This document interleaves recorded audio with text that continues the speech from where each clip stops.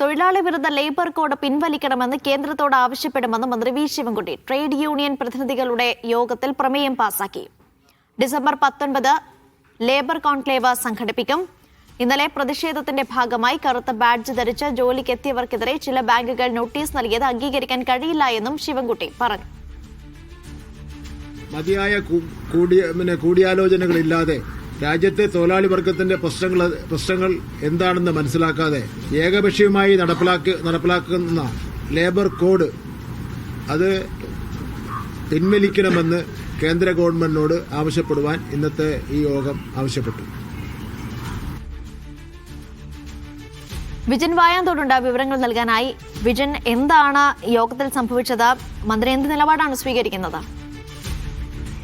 ഇന്ന് labour code വിഷയവുമായി ബന്ധപ്പെട്ടാണ് മന്ത്രി ഓൺലൈനായി ട്രേഡ് യൂണിയൻ പ്രതിനിധികളുടെ യോഗം വിളിച്ചു ചേർത്തത്. ഈ യോഗത്തിൽ രണ്ട് കാര്യങ്ങളാണ് പ്രധാനമായും തീരുമാനം എടുത്തിട്ടുള്ളത്. ഒന്ന്, ട്രേഡ് യൂണിയൻ പ്രതിനിധികളുടെ യോഗത്തിൽ ഒരു പ്രമേയം പാസാക്കിയിട്ടുണ്ട്.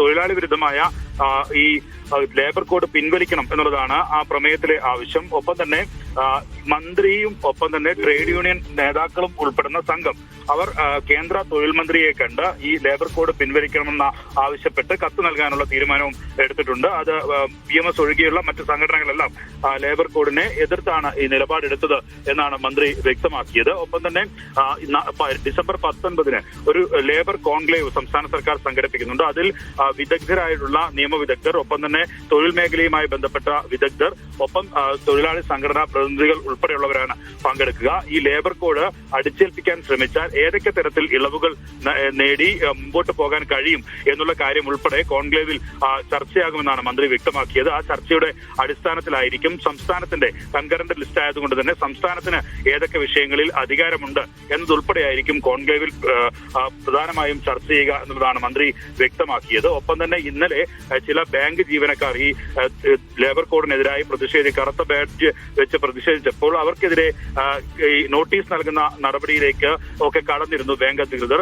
അത് ശരിയായ നടപടിയല്ല. കേരളത്തിൽ ഒരു കാരണവശാലും പ്രതിഷേധത്തിന്റെ പേരിൽ ഇങ്ങനെ ഒരു നടപടി സ്വീകരിക്കാൻ സംസ്ഥാനം അനുവദിക്കില്ല എന്നുള്ള കാര്യമാണ് മന്ത്രി വ്യക്തമാക്കിയത്. ഒപ്പം തന്നെ ഇന്നലെ ഈ കരട് വിജ്ഞാപനം പുറത്തിറക്കിയതുമായി ബന്ധപ്പെട്ട് AITUC ഉൾപ്പെടെയുള്ള സംഘടനാ നേതാക്കൾ അവർ പറഞ്ഞത് കരട് വിജ്ഞാപനം ഇറങ്ങിയത് തങ്ങൾ അറിഞ്ഞിരുന്നില്ല എന്നാണ്. എന്നാൽ ഡിസംബർ 2022 ജൂലൈയിൽ ഒരു കോൺക്ലേവ് സംസ്ഥാന സർക്കാർ സംഘടിപ്പിച്ചിരുന്നു.